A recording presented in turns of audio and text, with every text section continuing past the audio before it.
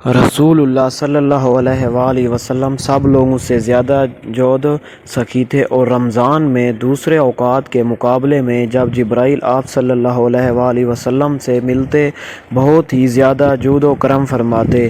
جبرائیل علیہ السلام رمضان کی ہر رات میں آپ صلی اللہ علیہ وآلہ وسلم سے ملاقات کرتے اور آپ صلی اللہ علیہ وسلم کے ساتھ قرآن کا دورہ کرتے۔ غرض حضرت صلی اللہ علیہ وآلہ وسلم لوگوں کو بھلائی پہنچانے میں بارش لانے والی ہوا سے بھی زیادہ جود و کرم فرمایا کرتے تھے۔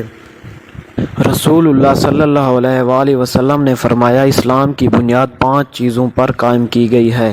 اول گواہی دینا کہ اللہ کے سوا کوئی معبود نہیں، اور بے شک حضرت محمد صلی اللہ علیہ وآلہ وسلم اللہ کے سچے رسول ہیں، اور نماز قائم کرنا، اور زکوٰۃ ادا کرنا، اور حج کرنا، اور رمضان کے روزے رکھنا۔ رسول اللہ صلی اللہ علیہ وآلہ وسلم لوگوں کو کسی کام کا حکم دیتے تو وہ ایسا ہی کام ہوتا جس کے کرنے کی لوگوں میں طاقت ہوتی۔ اس پر صحابہ رضی اللہ تعالیٰ عنہ نے عرض کیا کہ یا رسول اللہ، ہم لوگ تو آپ جیسے نہیں ہیں، آپ تو معصوم ہیں، اور آپ کی اللہ پاک نے اگلی پچھلی سب الغزشیں معاف فرما دی ہیں، اس لیے ہمیں اپنے سے کچھ زیادہ عبادت کرنے کا حکم فرمائیے۔ یہ سن کر آپ ناراض ہوئے، حتیٰ کہ وفی آپ کے چہرہ مبارک سے ظاہر ہونے لگی۔ پھر فرمایا کہ بے شک میں تم سب سے زیادہ اللہ سے ڈرتا ہوں، اور تم سب سے زیادہ اسے جانتا ہوں، بس تم مجھ سے بڑھ کر عبادت نہیں کر سکتے۔ آپ صلی اللہ علیہ وآلہ وسلم نے فرمایا، جس شخص میں یہ 3 باتیں ہوں گی وہ ایمان کا مزہ پا لے گا۔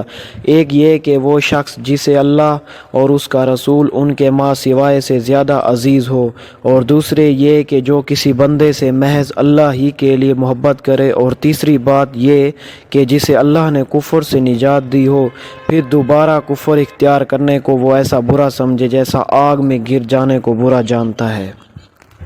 رسول اللہ صلی اللہ علیہ وآلہ وسلم نے فرمایا کہ میں ایک وقت سو رہا تھا، میں نے خواب میں دیکھا کہ لوگ میرے سامنے پیش کیے جا رہے ہیں، اور وہ کرتے پہنے ہوئے ہیں، کسی کا کرتا سینے تک ہے اور کسی کا اس سے نیچا ہے۔